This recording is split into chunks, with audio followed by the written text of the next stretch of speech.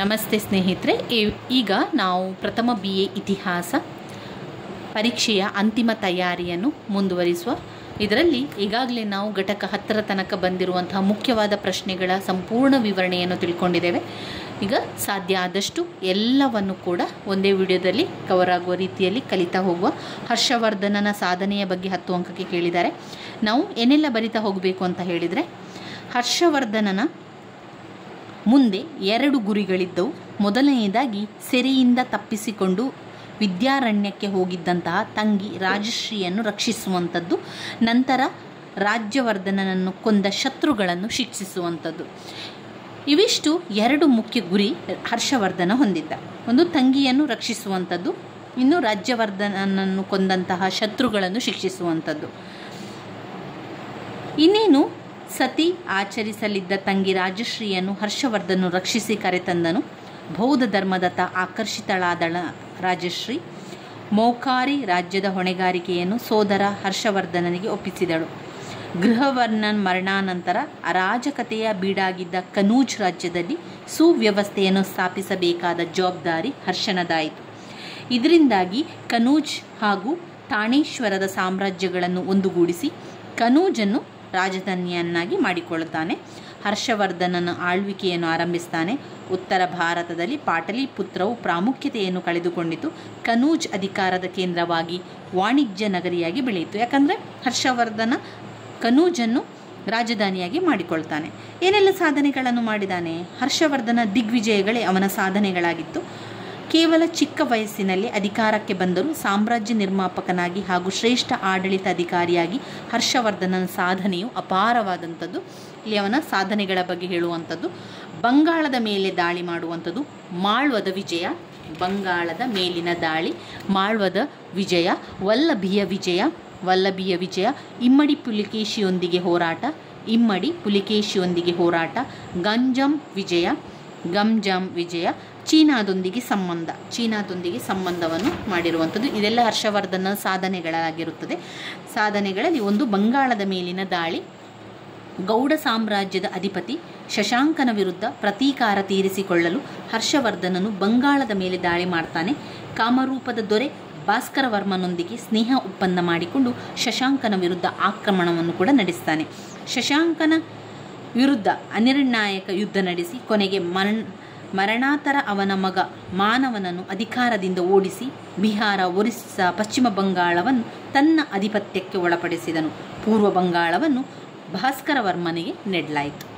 ಮಾಳ್ವದ ವಿಜಯ ಮಾಡ್ತಾನೆ. ಅನಂತರ ಹರ್ಷವರ್ಧನ ಏನು ಮಾಡ್ತಾನೆ? ಮಾಳ್ವದ ವಿರುದ್ಧ ದಂಡಯಾತ್ರೆ ಹೋಗಿ ಅಲ್ಲಿ ದೊರೆ ದೇವಗುಪ್ತನನ್ನು ಸೋಲಿಸಿ ಹರ್ಷವರ್ಧನನು ಮಾಳ್ವದ ಉತ್ತರ ಭಾಗವನ್ನು ತನ್ನ ಸಾಮ್ರಾಜ್ಯಕ್ಕೆ ಸೇರಿಸಿಕೊಂಡನು. ಇಲ್ಲೇನು ಮಾಡಿ ಅಂತ ಹೇಳಿದರೆ, ಇವಾಗ ನಿಮಗೆ ತುಂಬ ಸಮಯ ಇಲ್ಲ, ನಾಳೆ ಪರೀಕ್ಷೆ ಇರೋದ್ರಿಂದ ನೀವೇನು ಮಾಡಿ ಆ ಪಾಯಿಂಟ್ಸನ್ನು ಮಾತ್ರ ಕಲಿಯಿರಿ. ನಂತರ ಅದರೊಳಗೆ ಯಾವ ರೀತಿ ವಿವರಣೆಯನ್ನು ಬರೀಬೇಕು ಅಂತ ಹೇಳಿದರೆ, ವಲ್ಲಭಿಯ ವಿಜಯ ಅಂತ ಬಂದಾಗ ಹರ್ಷವರ್ಧನನು ವಲ್ಲಭಿಯ ವಿಜಯವನ್ನು ಗಳಿಸ್ತಾನೆ. ಇದು ಅವನು ಮಾಡಿರುವಂತಹ ಮುಖ್ಯ ಸಾಧನೆಗಳಲ್ಲೊಂದಾಗಿದೆ. ವಲ್ಲಭಿಯ ವಿಜಯ ಕೂಡ ಅವನಿಗೆ ಒಂದು ರೀತಿಯ ಜಯವನ್ನು ಗಳಿಸಿರುವಂಥದ್ದು. ಈ ರೀತಿಯಾಗಿ ನಿಮಗೆ ಯಾವ ರೀತಿ ವಿವರಿಸಲಿಕ್ಕೆ ಸಾಧ್ಯವೋ ಅದೇ ರೀತಿಯಲ್ಲಿ ವಿವರಿಸ್ತಾ ಹೋಗಿ ಅದರ ಪಾಯಿಂಟ್ಸನ್ನಷ್ಟು ಬಾಯ್ಪಾಠವನ್ನು ಮಾಡಿಕೊಳ್ಳಿ. ವಲ್ಲಭಿಯ ವಿಜಯ, ಇಮ್ಮಡಿ ಪುಲಿಕೇಶಿಯೊಂದಿಗೆ ಹೋರಾಟ, ಗಂಜಾಂ ವಿಜಯ, ಚೀನಾದೊಂದಿಗೆ ಸಂಬಂಧ. ಚೀನಾದ ಚಕ್ರವರ್ತಿಯೊಂದಿಗೆ ಹರ್ಷವರ್ಧನನು ರಾಜತಾಂತ್ರಿಕ ಸಂಬಂಧವನ್ನು ಹೊಂದಿದ್ದನು. ಚೀನಾ ದೇಶದ ಟಾಂಗ್ ಚಕ್ರವರ್ತಿ ತೈಸುಂಗ್ 2 ಬಾರಿ ಹರ್ಷವರ್ಧನ ಆಸ್ಥಾನಕ್ಕೆ ರಾಯಭಾರಿಯನ್ನು ಕೂಡ ಕಳಿಸಿದನು. 2ನೆಯ ಬಾರಿ ರಾಯಭಾರಿಗಳು ಬರುವ ವೇಳೆಗೆ ಹರ್ಷವರ್ಧನನು ಮರಣ ಹೊಂದಿದ್ದಾಗಿ ತಿಳಿದು ಬರ್ತದೆ. ಆಡಳಿತವನ್ನು ನೋಡಿದರೆ ಬೇರೆ ಬೇರೆ ರೀತಿಯ ಉತ್ತಮವಾದ ಆಡಳಿತವನ್ನು ಕೂಡ ಹರ್ಷವರ್ಧನನು ಮಾಡ್ತಾ ಹೋಗ್ತಾನೆ. ಇದರಲ್ಲಿ ಹರ್ಷವರ್ಧನ ಸಾಮಾಜಿಕ ಮತ್ತು ಆರ್ಥಿಕ ಪರಿಸ್ಥಿತಿಗಳು ಕೂಡ ಉತ್ತಮವಾಗಿತ್ತು. ಆರ್ಥಿಕ ಪರಿಸ್ಥಿತಿಗಳನ್ನು ಸುಧಾರಿಸಿಕೊಳ್ಳುವಂತ ಮಾಡ್ತಾನೆ. ಧಾರ್ಮಿಕ ಮನೋವೈಶಾಲ್ಯವಾದಂಥ ಹರ್ಷವರ್ಧನ ಬೌದ್ಧ ಧರ್ಮವನ್ನು, ಕನೂಜಿನ ಧರ್ಮಸಭೆಯನ್ನು ಮಾಡುವಂಥದ್ದು, ಪ್ರಯಾಗದ ಧಾರ್ಮಿಕ ಸಭೆಗಳನ್ನೆಲ್ಲ ಮಾಡುವಂಥದ್ದು. ಇವಿಷ್ಟು ವಿಚಾರವನ್ನು ಅದರಲ್ಲಿ ನೀವು ತಿಳ್ಕೊಳ್ಳಿ. ಪಾಯಿಂಟ್ಸ್ಗಳನ್ನಷ್ಟೇ ಕಲಿಯಿರಿ. ಇನ್ನು ವಿಶ್ವವಿದ್ಯಾನಿಲಯ, ನಳಂದ ವಿಶ್ವವಿದ್ಯಾನಿಲಯವು 5 ಅಂಕಕ್ಕೆ ಬಂದಿರುವಂಥ ಪ್ರಶ್ನೆ, ಮುಖ್ಯವಾದಂತಹ ಒಂದು ಪ್ರಶ್ನೆ. ಹೇಳ್ತಾ ಹೋಗ್ತೇನೆ, ಸರಿಯಾಗಿ ಕೇಳ್ಕೊಳ್ಳಿ ಆಯಿತಾ. ಹ್ಯುಯೆನ್ ತ್ಸಾಂಗ್ನ ಬರವಣಿಗೆಗಳು ನಳಂದ ವಿಶ್ವವಿದ್ಯಾನಿಲಯದ ಬಗ್ಗೆ ನಮಗೆ ಸವಿರವಾಗಿ ತಿಳಿಸುವಂಥದ್ದು. ಹ್ಯುಯೆನ್ ತ್ಸಾಂಗ್ ಅವನು ಹ್ಯುಯೆನ್ ತ್ಸಾಂಗನು ಯುರೋಪಿನಿಂದ ಬಂದವಂಥವನು ಅಲ್ಲಿಂದ ಬಂದು ನಳಂದ ವಿಶ್ವವಿದ್ಯಾನಿಲಯದಲ್ಲಿ ವಿದ್ಯಾಭ್ಯಾಸವನ್ನು ಮಾಡ್ತಾನೆ. ನಂತರ ಅವನ ಗ್ರಂಥಗಳಲ್ಲಿ ನಳಂದ ವಿಶ್ವವಿದ್ಯಾನಿಲಯದ ಬಗ್ಗೆ ನಮಗೆ ಮಾಹಿತಿಗಳು ಸಿಗ್ತಾ ಹೋಗ್ತದೆ. ಅವನೆಲ್ಲ ವಿಚಾರಗಳನ್ನು ಅದರಲ್ಲಿ ಬರೆದಿದ್ದ. ಗೌತಮ ಬುದ್ಧ, ಮಹಾವೀರ ಎಲ್ಲರೂ ಕೂಡ ನಳಂದ ವಿಶ್ವವಿದ್ಯಾನಿಲಯದ ಜೊತೆಗೆ ಅವಿನಾಭಾವ ಸಂಬಂಧ ಕೂಡ ಇತ್ತು. ಇಲ್ಲಿ ಹ್ಯುಯನ್ ತ್ಸಾಂಗನು ನಳಂದ ವಿಶ್ವವಿದ್ಯಾನಿಲಯದ ಬಗ್ಗೆ ಬರಿತಾ ಹೇಳ್ತಾನೆ, ನಳಂದ ವಿಶ್ವವಿದ್ಯಾನಿಲಯವು ಬೌದ್ಧ ದರ್ಶನದ ಅಧ್ಯಯನ ಕೇಂದ್ರವಾಗಿದೆ. ಇದರಿಂದ ದೇಶ ವಿದೇಶಗಳಿಂದ ವಿದ್ಯಾರ್ಥಿಗಳು ಬರಲಾರಂಭಿಸಿದರು. ಹ್ಯುಯನ್ ತ್ಸಾಂಗ್ನ ಪ್ರಕಾರ ಇಲ್ಲಿ 10,000 ವಿದ್ಯಾರ್ಥಿಗಳಿದ್ದಾರೆ. 2,000 ಅಧ್ಯಾಪಕರು ನಳಂದ ವಿಶ್ವವಿದ್ಯಾನಿಲಯದಲ್ಲಿದ್ದಾರೆ. ಈ ವಿಶ್ವವಿದ್ಯಾನಿಲಯವು ಭವ್ಯ ಕಟ್ಟಡಗಳನ್ನು ಹೊಂದಿದ್ದು ಇಲ್ಲಿ ವಸತಿ ಗೃಹಗಳು, ಸಭಾಂಗಣಗಳೆರಡೂ ಇದ್ದವು. ಈ ವಿಶ್ವವಿದ್ಯಾನಿಲಯವು ಭವ್ಯ ಕಟ್ಟಡಗಳನ್ನು ಹೊಂದಿದ್ದು ವಸತಿ ಗೃಹ, ಸಭಾಂಗಣಗಳು ಕೂಡ ಇದ್ದವು. ಈ ವಿಶ್ವವಿದ್ಯಾನಿಲಯದ ನಿರ್ವಹಣೆಗಾಗಿ 100 ಹಳ್ಳಿಗಳ ಆದಾಯವನ್ನು ಮೀಸಲಿಡಲಾಗಿತ್ತು. ವಿದ್ಯಾರ್ಥಿಗಳ ಊಟ, ವಸತಿ, ಬಟ್ಟೆ ಮತ್ತು ಪ್ರತಿಯೊಂದು ಅವಶ್ಯಕತೆಯನ್ನು ಸರಕಾರವೇ ನೋಡಿಕೊಳ್ತಾ ಇತ್ತು. ಆದರೆ ಒಂದೇ ಒಂದು ಪ್ರಮುಖ ನಿಬಂಧನೆ ಅಂದರೆ ವಿದ್ಯಾರ್ಥಿಗಳು ಪ್ರವೇಶ ಪಡೆಯಬೇಕಾದರೆ ದ್ವಾರ ಪಂಡಿತರು ನಡೆಸ್ತಾ ಇದ್ದಂಥ ಕಠಿಣ ಪ್ರವೇಶ ಪರೀಕ್ಷೆಯಲ್ಲಿ ತೇರ್ಗಡೆ ಹೊಂದಬೇಕಿತ್ತು. ಈಗೆಲ್ಲ ಕೆಲವೊಂದು ಕಾಲೇಜಲ್ಲಿ ನೀವು ನೋಡಿರ್ಬೋದು ಎಂಟ್ರೆನ್ಸ್ ಎಕ್ಸಾಮ್ ಅಂತ ಇರ್ತದಲ್ವ, ಅದೇ ರೀತಿ ನಳಂದ ವಿಶ್ವವಿದ್ಯಾನಿಲಯದಲ್ಲೂ ಕೂಡ ಇತ್ತು. ಅದು ಪ್ರವೇಶ ಪರೀಕ್ಷೆ, ತೇರ್ಗಡೆ ಆದರೆ ಮಾತ್ರ ಅದರಲ್ಲಿ ಸೀಟ್ ಸಿಗ್ತಾ ಇತ್ತು. ಇಲ್ಲಿ ಸೀಟ್ ಸಿಕ್ಕಿದ ನಂತರ ಎಲ್ಲ ಕೂಡ ಉಚಿತ. ಇಲ್ಲಿ ಧಾರ್ಮಿಕ ವಿಷಯಗಳ ಜೊತೆಗೆ ಖಗೋಳಶಾಸ್ತ್ರ ಎಲ್ಲ ಕೂಡ ಇತ್ತು. ಈ ವಿಶ್ವವಿದ್ಯಾನಿಲಯದಲ್ಲಿ ಖಗೋಳಶಾಸ್ತ್ರ, ತರ್ಕಶಾಸ್ತ್ರ, ಕಲೆ, ವೈದ್ಯಶಾಸ್ತ್ರ, ವ್ಯಾಕರಣ, ಶಿಲ್ಪಶಾಸ್ತ್ರ ಮುಂತಾದವುಗಳನ್ನು ಕೂಡ ಕಲಿಯಬಹುದಿತ್ತು. ಸಂಸ್ಕೃತ ಶಿಕ್ಷಣದ ಮಾಧ್ಯಮವಾಗಿತ್ತು. ಈಗೆಲ್ಲ ನಾವು ಇಂಗ್ಲೀಷ್ನಲ್ಲಿ ಮಾಧ್ಯಮ ಅಥವಾ ಕನ್ನಡ ಮೀಡಿಯಂ ಅಂತ ಇದ್ದಾಗೆ ಆವಾಗ ನಳಂದ ವಿಶ್ವವಿದ್ಯಾನಿಲಯ ಸಂಪೂರ್ಣವಾಗಿ ಸಂಸ್ಕೃತದಲ್ಲಿ ಮಾಧ್ಯಮ ಇತ್ತು. ಅದರಿಂದ ಯಾವುದೇ ಒಂದು ವಿಚಾರವನ್ನು ಕಲಿಯುವಾಗ ಸಂಸ್ಕೃತದಲ್ಲಿ ಕಲಿಬೇಕಿತ್ತು. ವಿದ್ಯಾರ್ಜನೆಯಲ್ಲಿ ಚರ್ಚೆಗೋಷ್ಠಿಗಳಿಗೆ ಪ್ರಾಧಾನ್ಯತೆ ನೀಡಲಾಗಿತ್ತು. ವಿಶ್ವವಿದ್ಯಾನಿಲಯದಲ್ಲಿ ಸುಸಜ್ಜಿತವಾದ ಗ್ರಂಥಾಲಯವಿತ್ತು ಹಾಗೂ ಖಗೋಳಶಾಸ್ತ್ರದ ಅಭ್ಯಾಸಗಳಿಗೆ ಒಂದು ವಕ್ಷಣಾಲಯ ಕೂಡ ಇತ್ತು. ಹ್ಯುಯನ್ ತ್ಸಾಂಗ್ನ ಪ್ರಕಾರ ಇಲ್ಲಿಯ ವಿದ್ಯಾರ್ಥಿಗಳು, ಅಧ್ಯಾಪಕರು ಅತ್ಯಂತ ಪ್ರತಿಭಾವಂತರು, ಸಮರ್ಥ ಪಂಡಿತರಾಗಿದ್ದರು ಅಂತ ಹೇಳ್ತಾ ಇದ್ದ. ಶೀಲಭದ್ರ, ಧರ್ಮಪಾಲ ಈ ವಿಶ್ವವಿದ್ಯಾನಿಲಯದ ಪ್ರಸಿದ್ಧವಾದ ಅಧ್ಯಾಪಕರು. ಎಲ್ಲ ದೇಶದಿಂದ ಕೂಡ ವಿದ್ಯಾರ್ಥಿಗಳು ಬರ್ತಾಯಿದ್ರು. China, Japan, Korea, Sri Lanka, Gandhara, Cambodia, Tibet ಮುಂತಾದ ಕಡೆಗಳಿಂದ ವಿದ್ಯಾರ್ಥಿಗಳು ಬರ್ತಾಯಿದ್ರು. ಇಲ್ಲಿ ಅಧ್ಯಯನವನ್ನು ಮಾಡಿದಂಥ ವಿದ್ಯಾರ್ಥಿಗಳಿಗೆ ಜಗತ್ತಿನಾದ್ಯಂತ ಗೌರವ ಕೂಡ ಲಭಿಸ್ತಾ ಇತ್ತು. ಹ್ಯುಯನ್ ತ್ಸಾಂಗ್ ಹೇಳಿರುವನು, ಇಲ್ಲಿ ಅಧ್ಯಯನ ಮಾಡಿ ನಮ್ಮ ದೇಶಗಳು ಹಿಂದಿರುಗಿದ್ದ ವಿದೇಶಿ ವಿದ್ಯಾರ್ಥಿಗಳು ಭಾರತೀಯ ಸಂಸ್ಕೃತಿಯನ್ನು ಎಲ್ಲ ಕಡೆ ಪ್ರಸಾರ ಮಾಡಿದರು. ಹ್ಯುಯನ್ ತ್ಸಾಂಗ್ ಹಾಗೂ ಇನ್ಸಂಗ್ ಈ ವಿಶ್ವವಿದ್ಯಾನಿಲಯದಲ್ಲಿ ಅಧ್ಯಯನ ಮಾಡಿದ ಧ್ರುವ ತಾರೆಗಳಾಗಿದ್ದಾರೆ. ಈ ರೀತಿಯಾಗಿ ನಿಮಗೆ ವಿಶ್ವವಿದ್ಯಾನಿಲಯದ ಬಗ್ಗೆ ಗೊತ್ತಿದ್ದರೆ ನಂತರ ನೀವು ಇನ್ನಷ್ಟು ವಿಚಾರಗಳನ್ನು ಬರಿತಾ ಹೋಗ್ಬೋದು. ಮತ್ತೊಮ್ಮೆ ಹೇಳ್ತಾ ಇದ್ದೇನೆ, ಪರೀಕ್ಷೆಗೆ ಬರಿಬೇಕಾದ್ರೆ ಯಾವುದೇ ರೀತಿಯ ಗೊಂದಲ ಬೇಡ. ಏನು ನಿಮಗೆ ಗೊತ್ತಿದೆ ಅದನ್ನು ಬರಿತಾ ಹೋಗಿ ಸ್ನೇಹಿತರೆ. ಪುಟವನ್ನು ಭರ್ತಿ ಮಾಡ್ತಾ ಹೋಗಿ. ನಿಮ್ಮ ಒಂದು ಉತ್ತರಗಳ ವಿವರಣೆಗಳು ಜಾಸ್ತಿ ಇರ್ತಾ ಇರಲಿ. ಎಲ್ಲವೂ ಕೂಡ ಬರಿತಾ ಹೋಗಿ. ನಿಮಗೆ ಏನೆಲ್ಲ ಮನಸ್ಸಿಗೆ ನೆನಪಾಗ್ತದ ಅಥವಾ ನೀವು ಕೇಳಿರುವಂಥದ್ದು, ನೀವು ನೋಡಿರುವಂಥದ್ದು ಅಥವಾ ನಾನು ಹೇಳಿರುವಂಥ ವಿಡಿಯೋದಿಂದ ನಿಮಗೆ ಏನೆಲ್ಲ ನೆನಪಾಗ್ತದೋ ಅದನ್ನೆಲ್ಲವನ್ನು ಕೂಡ ಬರಿತಾ ಹೋಗಿ. ಗೊತ್ತಿಲ್ಲ ಅಂತ ಹೇಳಿ ಬಿಟ್ಟು ಬರಬೇಡಿ. ಕನ್ಫ್ಯೂಸ್ ಇದೆ ಅಂತ ಹೇಳಿ ಅದನ್ನು ಬರೆಯದೆ ಬರಬೇಡಿ. ಎಲ್ಲವನ್ನು ಕೂಡ ಬರೆದು ಬನ್ನಿ. ಏನೇ ಕನ್ಫ್ಯೂಸ್ ಇರಲಿ, ಏನೇ ಚಿಂತೆಯನ್ನು ಮಾಡದೆ ಎಲ್ಲದಕ್ಕೂ ಕೂಡ ಪ್ರತಿಯೊಂದು ಪ್ರಶ್ನೆಗೂ ಕೂಡ ಉತ್ತರವನ್ನು ಬರೆದು ಬನ್ನಿ. ಸಾಧ್ಯ ಆದಷ್ಟು ಪುಟವನ್ನು ತುಂಬಿಸಿ. ನಾನು ಯಾವಾಗಲೂ ಅದನ್ನೇ ಹೇಳ್ತಾ ಇರುವಂಥದ್ದು. ಆ ರೀತಿಯಾಗಿ ಮಾಡಿಕೊಳ್ಳಿ. ಹೆಚ್ಚು ಚಿಂತೆ ಮಾಡಲಿಕ್ಕೆ ಹೋಗಬೇಡಿ. ಎಲ್ಲ ವಿವರಣೆಯನ್ನು ಸಾಧ್ಯ ಆದಷ್ಟು ರೀತಿಯಲ್ಲಿ ಕೊಡಿ. ಇನ್ನು ರಜಪೂತರ ಸಮಾಜ ಮತ್ತು ಸಂಸ್ಕೃತಿಯನ್ನು ನೋಡುವ. 10 ಅಂಕಕ್ಕೆ ಕೇಳಿದ್ದಾರೆ. ಅವರ ಸಾಮಾಜಿಕ ಜೀವನ, ಸಾಹಿತ್ಯ, ಕಲೆ, ವಾಸ್ತುಶಿಲ್ಪದ ಬಗ್ಗೆ ಸ್ವಲ್ಪ ತಿಳ್ಕೊಳ್ಳುವ. ರಜಪೂತರ ಸಂಸ್ಕೃತಿಯ ಬಗ್ಗೆ. ಅವರ ಸಾಮಾಜಿಕ ಜೀವನ ಯಾವ ರೀತಿ ಇತ್ತು ರಜಪೂತರದ್ದು? ರಜಪೂತರ ಆಡಳಿತ ವ್ಯವಸ್ಥೆ ಉಳಿಗಮಾನ್ಯ ಪದ್ಧತಿಯ ಆಧಾರದ ಮೇಲೆ ರೂಪುಗೊಂಡಿತ್ತು. ರಾಜನು ರಾಜ್ಯದ ಎಲ್ಲ ಭೂಮಿಯ ಒಡೆಯನಾಗಿದ್ದ. ಈ ರಾಜ್ಯವನ್ನು ಅನೇಕ ಜಹಗೀರುಗಳಾಗಿ ವಿಂಗಡಿಸಿ ಜಹಗೀರುದಾರರ ವಶಕ್ಕೆ ಒಪ್ಪಿಸಲಾಗಿತ್ತು. ಜಹಗೀರುದಾರರು ರಾಜನಿಗೆ ಯುದ್ಧ ಕಾಲದಲ್ಲಿ ಸೈನ್ಯವನ್ನು ಒದಗಿಸುತ್ತಿದ್ದರು ಹಾಗೂ ಕಪ್ಪ ಕಾಣಿಕೆಗಳನ್ನು ನೀಡುತ್ತಿದ್ದರು. ರಾಜ್ಯದ ಭದ್ರತೆಯು ಈ ಜಹಗೀರುದಾರರನ್ನು ಅವಲಂಬಿಸಿತ್ತು. ರಾಜ ದುರ್ಬಲನಾದರೆ ಇಡೀ ರಾಜ್ಯವೇ ನಾಶವಾಗುತ್ತಿತ್ತು. ಇದರಿಂದಾಗಿ ರಜಪೂತರಲ್ಲಿ ಯಾವಾಗಲೂ ಅಂತಃಕಲಹವು ನಡೆಯುತ್ತಾ ಇತ್ತು. ರಾಜಕೀಯ ವ್ಯವಸ್ಥೆಯಲ್ಲಿ ಶ್ರೇಣೀಕೃತ ಅಧಿಕಾರ ವರ್ಗವಿತ್ತು. ಈ ಅಧಿಕಾರಗಳನ್ನು ಕಾರ್ಯಸ್ಥರೆಂದು ಕರೆಯಲಾಗ್ತಾ ಇತ್ತು. ಒಟ್ಟಿನಲ್ಲಿ ರಾಜರು ಸಾಮಾನ್ಯವಾಗಿ ಪ್ರಜೆಗಳ ಹಿತವನ್ನೇ ರಕ್ಷಿಸ್ತಾ ಇದ್ರು. ರಜಪೂತ ಸಮಾಜದಲ್ಲಿ ಜಾತಿ ಭೇದ ಅಪಾರವಾಗಿತ್ತು. ಅನೇಕ ಒಳಜಾತಿ ಪಂಗಡಗಳೆಲ್ಲ ಅಸ್ತಿತ್ವದಲ್ಲಿದ್ದು ಶ್ರೀಮಂತರು ಬಡವರ್ಗಗಳ ನಡುವೆ ಅಪಾರ ತಾರತಮ್ಯವಿತ್ತು. ಬ್ರಾಹ್ಮಣರಿಗೆ ಸಮಾಜದಲ್ಲಿ ಪ್ರತಿಷ್ಠಿತ ಸ್ಥಾನವಿತ್ತು. ರಜಪೂತ ಅಫೀಮು, ಮದ್ಯ, ಜೂಜಾಟ, ಸಂಗೀತ, ನೃತ್ಯಗಳಲ್ಲಿ ಆಸಕ್ತಿ ವಹಿಸಿದ್ದರು. ಸ್ವಾಭಿಮಾನ, ದೇಶಭಕ್ತಿ ರಜಪೂತ ಹುಟ್ಟುಗುಣಗಳಾಗಿದ್ದವು. ರಜಪೂತರು ಯೋಧ ವೃತ್ತಿ, ಹುಡುಗನು ಪ್ರಾಪ್ತವಯಸ್ಕನಾದ ಕೂಡಲೇ ಖಡ್ಗ ಸಂಸ್ಕಾರ ಮಾಡ್ತಾ ಇದ್ರು.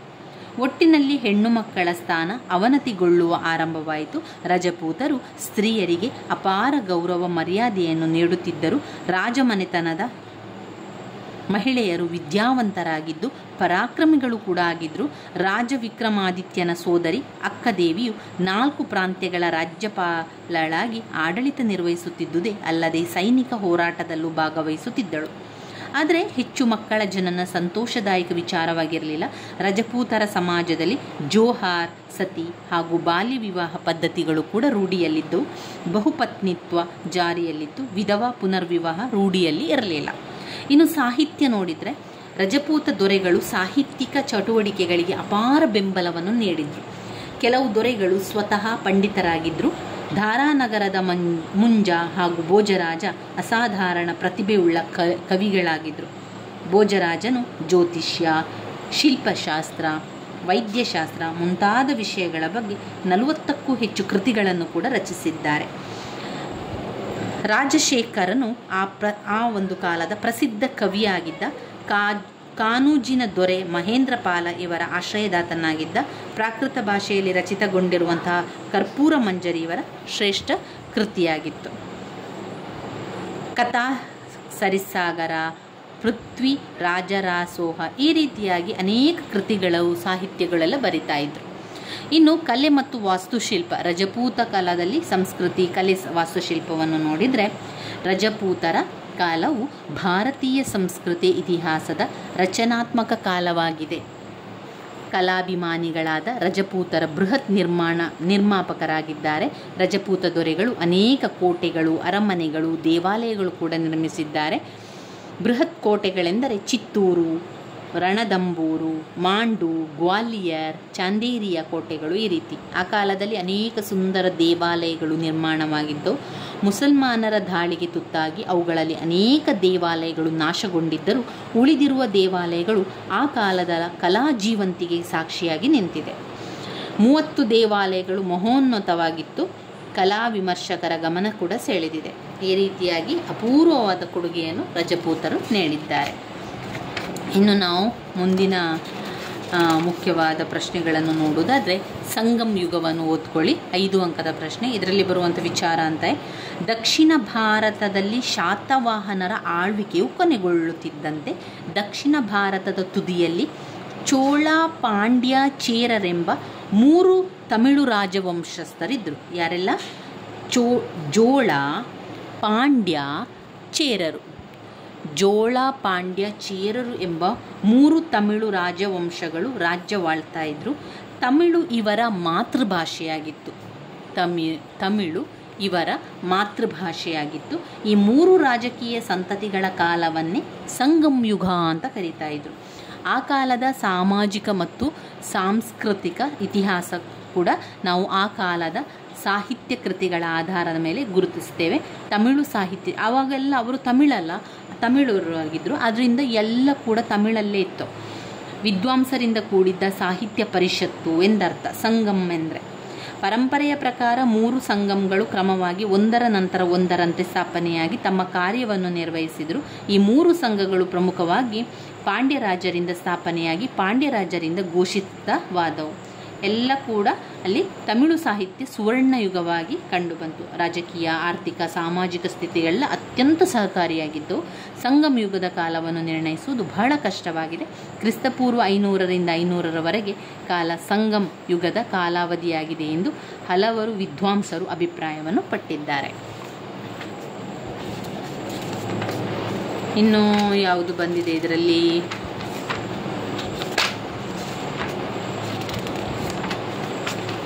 ಇಲ್ಲಿ ನೋಡಿ 10 ಅಂಕಕ್ಕೆ ಕೇಳಿದ್ದಾರೆ ಎರಡನೆಯ ಪುಲಿಕೇಶಿಯ ಬಗ್ಗೆ. ನೀವು ಎರಡನೆಯ ಪುಲಿಕೇಶಿಯ ಬಗ್ಗೆ ಬರಿಬೇಕಾದ್ರೆ, ಒಬ್ಬ ರಾಜನ ಬಗ್ಗೆ ಬರಿಬೇಕಾದ್ರೆ ನೀವು ಏನೆಲ್ಲ ಪಾಯಿಂಟ್ಸ್ ಅಂತ ತಗೊಳ್ಬೇಕು ಹೇಳಿ? ಪ್ರತಿಯೊಬ್ಬ ರಾಜನು ಕೂಡ ಉತ್ತಮ ರೀತಿಯಾಗಿ ಆಡಳಿತವನ್ನು ನಡೆಸ್ತಾ ಇದ್ದ. ಇವನು ಕಂದಾಯಗಳನ್ನು, ಉತ್ತಮ ರೀತಿಯ ಕಂದಾಯಗಳನ್ನು ಹಾಕ್ತಾ ಇರುವಂಥದ್ದು, ನಾಣ್ಯ ಪದ್ಧತಿಗಳನ್ನು ಮಾಡುವಂಥದ್ದು, ಇನ್ನು ಆರ್ಥಿಕ, ಸಾಮಾಜಿಕ, ರಾಜಕೀಯ ಸ್ಥಿತಿಗತಿಗಳನ್ನು ಉತ್ತಮಪಡಿಸುವಂಥದ್ದು. ಯಾವುದೇ ಒಬ್ಬ ರಾಜನ ಬಗ್ಗೆ ನಿಮಗೆ ಪ್ರಶ್ನೆ ಬಂದಿದೆ, ನಿಮಗೆ ಉತ್ತರ ಗೊತ್ತಿಲ್ಲ ಅಂತಾದರೆ ನೀವೇನು ಮಾಡಬೇಕು ಅಂದರೆ ಸ್ವಲ್ಪ ಯೋಚನೆ ಮಾಡಿ. ಪ್ರತಿಯೊಬ್ಬರ ರಾಜರು ಕೂಡ ಒಂದೇ ರೀತಿಯಲ್ಲಿ ಕೂಡ ಅವರು ಆಳ್ವಿಕೆ ಮಾಡುವಂಥದ್ದು, ಸ್ವಲ್ಪ ಬದಲಾವಣೆಗಳಿರ್ಬೋದಷ್ಟೇ ಹೊರತು ಪ್ರತಿಯೊಬ್ಬ ರಾಜ ಕೂಡ ಉತ್ತಮ ಆಡಳಿತವನ್ನು ನಡೆಸ್ತಾ ಇದ್ದ. ಅವನಿಗೆ ತಕ್ಕದ ರೀತಿಯಲ್ಲಿ ಅವನು ಆಡಳಿತವನ್ನು ಮಾಡ್ತಾ ಇದ್ದ. ಉತ್ತಮ ಆಡಳಿತಗಾರನಾಗಿದ್ದ. ಉತ್ತಮ ಸೈನಿಕ ವ್ಯವಸ್ಥೆಯನ್ನು ಮಾಡುವಂಥದ್ದು, ಕಂದಾಯ ಪದ್ಧತಿಗಳನ್ನು ಮಾಡುವಂಥದ್ದು, ನಾಣ್ಯದ ಒಂದು ವ್ಯವಸ್ಥೆ, ನಾಣ್ಯ ಪದ್ಧತಿಗಳನ್ನು ಮಾಡುವಂಥದ್ದು, ಇದೆಲ್ಲ ಒಬ್ಬ ರಾಜನ ಲಕ್ಷಣಗಳಲ್ಲಿ ನಮಗೆ ಬರುವಂಥದ್ದು. ಅದನ್ನೆಲ್ಲ ನೀವು ಬರಿತಾ ಹೋಗಬೇಕು. ಯಾವುದೇ ಒಂದು ಪ್ರಶ್ನೆಗೆ ಉತ್ತರ ಗೊತ್ತಿಲ್ಲ ಅಂತ ಹೇಳಿದ ಕೂಡಲೇ ಚಿಂತೆ ಮಾಡಬೇಡಿ, ಕನ್ಫ್ಯೂಸ್ ಆಗಬೇಡಿ, ಭಯಪಡಬೇಡಿ. ಬರಿತಾ ಹೋಗಿ. ನಿಮಗೆ ಯಾವ ರೀತಿ ಬರೀಲಿಕ್ಕೆ ಸಾಧ್ಯವೋ ಅದೇ ರೀತಿಯಲ್ಲಿ, ಯಾವ ರೀತಿ ವಿವರಿಸಲಿಕ್ಕೆ ಸಾಧ್ಯವೋ ಅದೇ ರೀತಿ ವಿವರಿಸ್ತಾ ಹೋಗಿ. ಎರಡನೆಯ ಪುಲಿಕೇಶಿಯ ಬಗ್ಗೆ ನೋಡೋದಾದರೆ, ಎರಡನೇ ಪುಲಿಕೇಶಿ ಕರ್ನಾಟಕದ ಸಾರ್ವಭೌಮರಲ್ಲೊಬ್ಬನಾಗಿದ್ದಾನೆ. ಇವನ ಆಳ್ವಿಕೆಯ ಕಾಲದಿಂದ ಬಾದಾಮಿ ಚಾಲುಕ್ಯ ರಾಜ್ಯವು ಅತ್ಯಂತ ಹಿರಿದಾದ ಸಾಮ್ರಾಜ್ಯವಾಗಿ ಕಾವೇರಿಯಿಂದ ನರ್ಮದಾ ನದಿಯವರೆಗೆ ವಿಸ್ತರಿಸಿತು. ಇವನ ಪರಾಕ್ರಮ ಕೀರ್ತಿಯು ದೇಶ ವಿದೇಶಗಳಲ್ಲಿ ವ್ಯಾಪಿಸಿತು. ರವಿಕೀರ್ತಿಯು ರಚಿಸಿದ ಐಹೊಳೆ ಶಾಸನ ಮತ್ತು ಇವನ ಕಾಲದಲ್ಲಿ ರಾಜಧಾನಿಗೆ ಭೇಟಿ ನೀಡಿದ್ದ ಚೀನಾದ ಯಾತ್ರಿಕ ಹ್ಯುಯೆನ್ಸಾಂಗ್ ಬರವಣಿಗೆಯು ಪುಲಿಕೇಶಿಯ ಸಾಧನೆಗಳನ್ನು ತಿಳಿಸುವ ಅಮೂಲ್ಯ ಆಧಾರವಾಗಿದೆ. ಅಂತರ್ಯುದ್ಧದಿಂದುಂಟಾದ ಪ್ರಕ್ಷುಬ್ಧ ರಾಜಕೀಯ ಪರಿಸ್ಥಿತಿಯ ಲಾಭ ಪಡೆದು ಅಪ್ಪಾಯಕ ಮತ್ತು ಗೋವಿಂದ ಭೀಮಾ ನದಿಯ ಪ್ರದೇಶದಲ್ಲಿ ಚಾಳುಕ್ಯ ರಾಜ್ಯವನ್ನು ಆಕ್ರಮಿಸಲು ಯತ್ನಿಸಿದ. ಕೂಡಲೇ ಎರಡನೆಯ ಪುಲಿಕೇಶಿಯು ಸೈನ್ಯ ಸಮೇತ ಶತ್ರುಗಳ ಮೇಲೆ ಎರಗಿದ್ರು. ಗೋವಿಂದನು ಸೋತು ಶರಣಾಗತನಾದರೆ ಅಪ್ಪಾಯಕನು ರಣರಂಗದಿಂದ ತಪ್ಪಿಸಿಕೊಂಡನು. ಪುಲಿಕೇಶಿಯು ಬನವಾಸಿಯ ಕದಂಬರು ಹಾಗೂ ದಕ್ಷಿಣ ಕನ್ನಡ ಜಿಲ್ಲೆಯ ಆಳುಪರ ಮೇಲೆ ಚಾಳುಕ್ಯರ ಪರಮಾಧಿಕಾರವನ್ನು ಸ್ಥಾಪಿಸಿದನು. ತಲಕಾಡಿನ ಗಂಗರು ಚಾಳುಕ್ಯರೊಡನೆ ಅನ್ಯೋನ್ಯ ಸಂಬಂಧ ಹೊಂದಿದ್ದರಿಂದ ಪುಲಿಕೇಶಿಯ ದಿಗ್ವಿಜಯಗಳಲ್ಲಿ ಅವನು ಸಹಕರಿಸಿದ. ಅನಂತರ ಏನಾಯಿತು? ಪುಲಿಕೇಶಿಯು ಲಾಟಾ, ಘರಪುರಿ, ಮಾಳವ, ಗುಜರಾತ್ ಪ್ರದೇಶಗಳನ್ನು ಗೆದ್ದು ಅಲ್ಲಿ ಚಾಳುಕ್ಯರ ಪರಮಾಧಿಕಾರವನ್ನು ಸ್ಥಾಪಿಸಿದ. ಆ ವೇಳೆಗೆ ಉತ್ತರ ಪತೇಶ್ವರನೆಂದು ಪ್ರಸಿದ್ಧನಾಗಿದ್ದ ಹರ್ಷ ಚಕ್ರವರ್ತಿಯು ದಕ್ಷಿಣದತ್ತ ವಿಜಯಯಾತ್ರೆಯನ್ನು ಕೈಗೊಂಡು ತಾನೇ ಸ್ವತಃ ಸೈನ್ಯದ ನೇತೃತ್ವವನ್ನು ವಹಿಸಿದ್ದ. ನರ್ಮದಾ ತೀರದಲ್ಲಿ ಪುಲಿಕೇಶಿಗೂ ಹರ್ಷವರ್ಧನಿಗೂ ಸಂಗ್ರಾಮವು ಘಟಿಸಿ ಹ್ಯುಯೆನ್ಸಾಂಗ್ ಹಾಗೂ ಐಹೊಳೆ ಶಾಸನದ ಪ್ರಕಾರ ಹರ್ಷವರ್ಧನನು ಯುದ್ಧದಲ್ಲಿ ಸೋತನು. ತನ್ನ ಹರ್ಷವನ್ನು ಕಳೆದುಕೊಂಡು ಹಿಂದಿರುಗಬೇಕಾಯಿತು. ಅನಂತರ ಪುಲಿಕೇಶಿಯು ಪಲ್ಲವರ ಮೇಲೆ ಯುದ್ಧ ಹೂಡಿ 1ನೇ ಮಹೇಂದ್ರವರ್ಮನನ್ನು ಸೋಲಿಸಿ ನಂತರ ಕಾವೇರಿ ನದಿಯನ್ನು ದಾಟಿ ಜೋಳ, ಪಾಂಡ್ಯ, ಚೇರ ರಾಜರು ತನ್ನ ಸಾರ್ವಭೌಮತ್ವಕ್ಕೆ ತಲೆಬಾಗುವಂತೆ ಮಾಡಿದನು. ಈ ದಿಗ್ವಿಜಯಗಳ ನಂತರ ಪುಲಿಕೇಶಿ ಸಾರ್ವಭೌಮನು ತನ್ನ ರಾಜಧಾನಿಯಾದ ಬಾದಾಮಿಗೆ ಹಿಂದಿರುಗಿ ವಿಜಯಯಾತ್ರೆಯನ್ನು ವೈಭವದಿಂದ ಆಚರಿಸಿದನು. ಇಲ್ಲಿ ಒಟ್ಟಾರೆಯಾಗಿ ನಾವು ನೋಡಿದರೆ ಪುಲಿಕೇಶಿಯು ಸುಮಾರು 30 ವರ್ಷಗಳ ಕಾಲ ಯಶಸ್ವಿಯಾಗಿ ಆಳ್ವಿಕೆ ನಡೆಸಿದನು. ಆದರೆ ತನ್ನ ಆಳ್ವಿಕೆಯ ಕೊನೆಗಾಲದಲ್ಲಿ ಪಲ್ಲವರ ವಿರೋಧ ಎದುರಿಸಬೇಕಾಯಿತು. 1ನೇ ಮಹೇಂದ್ರವರ್ಮನ ಮಗನಾದ 1ನೇ ನರಸಿಂಹವರ್ಮನು ತನ್ನ ತಂದೆಯನ್ನು ಪರಾಭವಗೊಳಿಸಿದ್ದ ಪುಲಿಕೇಶಿಯ ಮೇಲೆ ಸೇಡು ತೀರಿಸಿಕೊಳ್ಳಲು ನಿರ್ಧಾರವನ್ನು ಮಾಡ್ತಾನೆ. ಇದಾದ ನಂತರ ಈ ವಿಜಯಗಳಿಂದ ಉತ್ತೇಜನಗೊಂಡಂತಹ ಪಲ್ಲವ ಸೈನ್ಯವು ಚಾಳುಕ್ಯರ ರಾಜಧಾನಿ ಬಾದಾಮಿಯನ್ನು ಮುತ್ತಿತು. ಈ ಯುದ್ಧದಲ್ಲಿ ಪುಲಿಕೇಶಿಯು ವೀರಾವೇಶದಿಂದ ಹೋರಾಡಿ ಮರಣ ಹೊಂತಾನೆ. ಯಾರು? ಪುಲಿಕೇಶಿ. 2ನೇ ಪುಲಿಕೇಶಿಯ ತರುವಾಯ 1ನೇ ವಿಕ್ರಮಾದಿತ್ಯ ಬರುವಂಥದ್ದು. ನಾವು ಇಲ್ಲಿ 2ನೇ ಪುಲಿಕೇಶಿಯ ಬಗ್ಗೆ ಇವಿಷ್ಟು ವಿಚಾರಗಳು ನಿಮಗೆ ಗೊತ್ತಿದ್ರೆ ಆಯಿತು. ನೀವು ಆಪ್ಷನ್ ಬಂದರೆ ಯಾವುದು ಗೊತ್ತಿಲ್ಲ ಅಂತಾದರೆ ಮಾತ್ರ ಇಂತಹ ಕೆಲವೊಂದು ಪ್ರಶ್ನೆಗಳನ್ನು ಆಯ್ಕೆ ಮಾಡಿಕೊಳ್ಳಿ. ಇಲ್ಲದಿದ್ದರೆ ಪಾಯಿಂಟ್ಸ್ ಇರುವಂತಹ ಪ್ರಶ್ನೆಗಳನ್ನೇ ಆಯ್ಕೆ ಮಾಡಿಕೊಳ್ಳಿ. ಮತ್ತೊಂದು ವಿಚಾರ ನಿಮಗೆ ಹೇಳ್ತಾ ಇರುವಂಥದ್ದು, ಸರಿಯಾಗಿ ಪಾಯಿಂಟ್ಸ್ ಇರುವಂತಹ ಪ್ರಶ್ನೆಗಳು ಅಂತ ಇರ್ತದಲ್ಲ, ಅದನ್ನೇ ನೀವು ಆಯ್ಕೆ ಮಾಡಿಕೊಳ್ಳಿ. ಇನ್ನು ಕೆಲವೊಂದನ್ನು ಆಪ್ಷನ್ ಆಗಿ ಇಟ್ಕೊಳ್ಳಿ, ಒಂದು ವೇಳೆ ಬೇಕಾಗ್ತದೆ ಎನ್ನುವಂಥ ಕಾರಣದಿಂದಾಗಿ. ಇನ್ನು ನಾವು ಎಲ್ಲವನ್ನು ಕೂಡ ನಾನಿಲ್ಲಿ ನಿಮಗೆ ತಿಳಿಸ್ತಾ ಹೋಗ್ತೇನೆ, ಯಾಕಂದರೆ ನಮಗೆ ಸಮಯ ಇಲ್ಲದಿರೋದ್ರಿಂದ ನಾವು ಬೇಗ ಬೇಗ ಎಲ್ಲವನ್ನು ಕೂಡ ನೋಡ್ತಾ ಹೋಗುವ. ಇನ್ನು ಇದರಲ್ಲಿ ನಾವು ಓದ್ಕೊಳ್ಬೇಕಾಗಿರುವಂಥದ್ದು ಚೋಳರ ರಾಜಕೀಯ ಇತಿಹಾಸ. ಚೋಳರ ರಾಜಕೀಯ ಇತಿಹಾಸದಲ್ಲಿ ಮೊದಲನೆಯ ಪಾರಂತಕ ಚೋಳ, ಮೊದಲನೆಯ ರಾಜರಾಜ ಚೋಳ, ಮೊದಲನೆಯ ರಾಜೇಂದ್ರ ಚೋಳ ಅವರೆಲ್ಲ ಬರ್ತಾರೆ. ಚೋಳರ ರಾಜಕೀಯ ಇತಿಹಾಸ ನೀವು ಪ್ರಶ್ನೆ ಪತ್ರಿಕೆಯಲ್ಲಿ ಯಾವುದು ಬಂದಿದೆ ಅಂತ ಇದರಲ್ಲಿ ನೋಡಬೇಕಾದ್ರೆ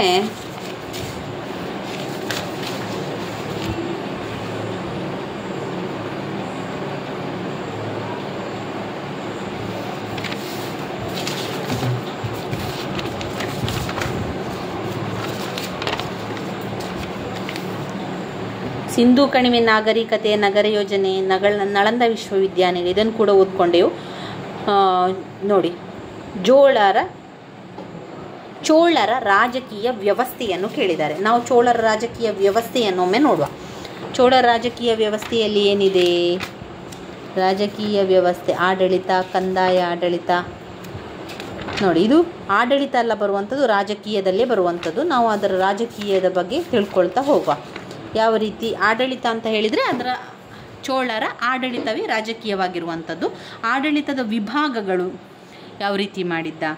ಚೋಳ ಅರಸನು ತಮ್ಮ ಸಾಮ್ರಾಜ್ಯದಲ್ಲಿ ಸುವ್ಯವಸ್ಥಿತವಾದ ದಕ್ಷ ಆಡಳಿತವನ್ನು ಸ್ಥಾಪಿಸಿದ. ಸಮಕಾಲೀನ ಹಲವಾರು ಶಾಸನಗಳು ಅವನ ಆಡಳಿತ ವ್ಯವಸ್ಥೆಯ ಮೇಲೆ ಬೆಳಕು ಚೆಲ್ಲಿತು. ತಮ್ಮ ರಾಜ್ಯದಲ್ಲಿ ಕಾನೂನು ಪರಿಪಾಲನೆ ಮಾಡಿದರಲ್ಲದೆ ಶಾಂತಿಯನ್ನು ಕೂಡ ಅವನು ಮಾಡ್ತಾನೆ. ಆಡಳಿತದ ವಿಭಾಗಗಳನ್ನು ಮಾಡ್ತಾನೆ. ಚೋಳ ರಾಜ್ಯದ ಉತ್ತಮ ಆಡಳಿತದ ಗುಟ್ಟು ಅಧಿಕಾರ ವಿಕೇಂದ್ರೀಕರಣ ಕಾರ್ಯ ಹಂಚಿಕೆಯಾಗಿತ್ತು. ಅವನು ಆಡಳಿತವನ್ನು ವಿಭಾಗಗಳನ್ನಾಗಿ ಮಾಡಿ ಬೇರೆ ಬೇರೆ ಬೇರೆ ವಿಂಗಡಣೆಯನ್ನು ಮಾಡಿ ಎಲ್ಲದಕ್ಕೂ ಕೂಡ ಅಧಿಕಾರಿಯನ್ನು ನೇಮಕವನ್ನು ಮಾಡುವಂಥ ಕೆಲಸವನ್ನು ಮಾಡ್ತಾನೆ. ಇದನ್ನು ಬೇರೆ ಬೇರೆ ತಾಲೂಕು, ಜಿಲ್ಲೆ, ಮಂಡಲ ಈ ರೀತಿಯಾಗಿ ವಿಭಾಗಗಳನ್ನು ಮಾಡಿ ಅಲ್ಲಿ ಅಧಿಕಾರಿಗಳನ್ನು ನೇಮಕ ಮಾಡಿ ಅಧಿಕಾರಿಗಳು ನೋಡಿಕೊಳ್ತಾ ಇದ್ರು. ಇನ್ನು ರಾಜ ಮತ್ತು ಮಂತ್ರಿಮಂಡಲದ ಕೆಲಸ ಏನಿತ್ತು? ರಾಜನು ಆಡಳಿತದ ಕೇಂದ್ರ ಬಿಂದು, ಎಲ್ಲ ಕೂಡ ಅವನ ಕೈಯಲ್ಲೇ ಇತ್ತು. ಚೋಳರಾಜನು ಧರ್ಮಶೀಲ, ಪ್ರಜಾಪರ, ನಿರಂಕುಶ ಅಧಿಕಾರಿಯಾಗಿದ್ದ. ರಾಜ ತನ್ನ ಮಂತ್ರಿ ಹಾಗೂ ಉನ್ನತಾಧಿಕಾರಿಗಳ ಸಲಹೆ ಪಡೆದು ತನ್ನ ಕರ್ತವ್ಯಗಳನ್ನು, ಜವಾಬ್ದಾರಿಗಳನ್ನು ಪಾಲಿಸ್ತಾ ಇದ್ದ. ಚೋಳ ಆಡಳಿತದ ಪರಮೋಚ್ಚ ಅಧಿಪತಿಯಾಗಿದ್ದನು. ತಮ್ಮ ಸಾಧನೆಗಳನ್ನು ಪ್ರತಿಬಿಂಬಿಸುವ ವೈಭವೋಪೇತ ಬಿರುದುಗಳನ್ನು ಕೂಡ ಆತನು ಪಡ್ಕೊಂಡಿದ್ದ. ಸಾಮಾನ್ಯವಾಗಿ ರಾಜ್ಯತ್ವ ವಂಶಪಾರಂಪರ್ಯವಾಗಿತ್ತು ಹಾಗೂ ರಾಜನ ಹಿರಿಯ ಮಗನೇ ಉತ್ತರಾಧಿಕಾರಿಯಾಗಿ ನೇಮಿಸಲ್ಪಡುತ್ತಾ ಇತ್ತು. ವಿರಳವಾಗಿ ಕೆಲವು ಸಂದರ್ಭದಲ್ಲಿ ಮಾತ್ರ ಈ ನಿಯಮಕ್ಕೆ ಬದಲಾಗಿ ರಾಜ ಸಮರ್ಥನಾದ ಬೇರೊಬ್ಬ ವ್ಯಕ್ತಿಯನ್ನು ತನ್ನ ಉತ್ತರಾಧಿಕಾರಿ ಎಂದು ಘೋಷಿಸಬಹುದಾಗಿತ್ತು. ಯುವರಾಜ ಮಾತ್ರವಲ್ಲದೆ ಎಲ್ಲ ರಾಜಕುಮಾರರು ಕೂಡ ಆಡಳಿತದಲ್ಲಿ ಸಕ್ರಿಯವಾಗಿ ಪಾಲ್ಗೊಳ್ಳುತ್ತಿದ್ದರು. ರಾಜೇಂದ್ರ ಚೋಳ ತನ್ನ ತಂದೆಯೊಂದಿಗೆ ಸಹ ಆಡಳಿತಗಾರನಾಗಿಯೂ ಕೂಡ ಕೆಲಸವನ್ನು ಮಾಡ್ತಾ ಇದ್ದ. ಕಂದಾಯ ಆಡಳಿತವನ್ನು ಮಾಡ್ತಾ ಇದ್ದ. ಪ್ರತಿಯೊಬ್ಬ ರಾಜ ನಾನಾಗ ಹೇಳಿದಂತೆ ಕಂದಾಯ ಆಡಳಿತ, ಸೈನ್ಯ ಆಡಳಿತ, ನ್ಯಾಯ ಪದ್ಧತಿ ಸುಧಾರಣೆ ಇದನ್ನೆಲ್ಲ ಮಾಡ್ತಾ ಇದ್ರು.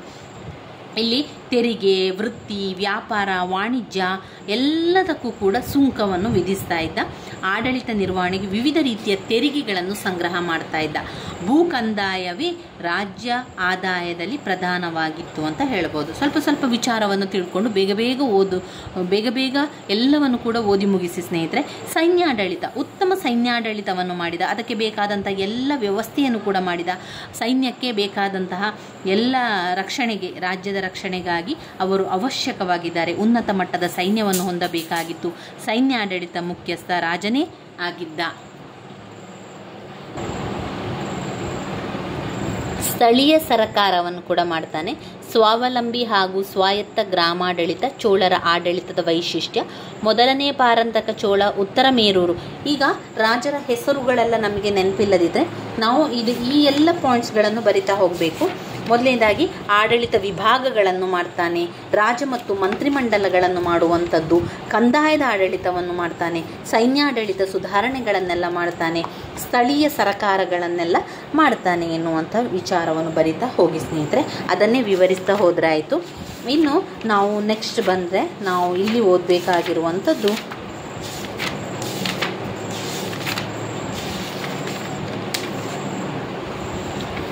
ಹೊಯ್ಸಳರ ಕೊಡುಗೆಗಳಲ್ಲಿ ಧರ್ಮ, ಸಾಹಿತ್ಯ, ಇದೆಲ್ಲ ಹೊಯ್ಸಳರು ಕೊಡುವಂಥ ಕೊಡುಗೆಗಳು. ಧರ್ಮ, ಸಾಹಿತ್ಯ, ಕಲೆ ಮತ್ತು ವಾಸ್ತುಶಿಲ್ಪ, ಹೊಯ್ಸಳರ ಶೈಲಿ ಅಂತ ಹಾಕ್ಕೊಳ್ಳಿ.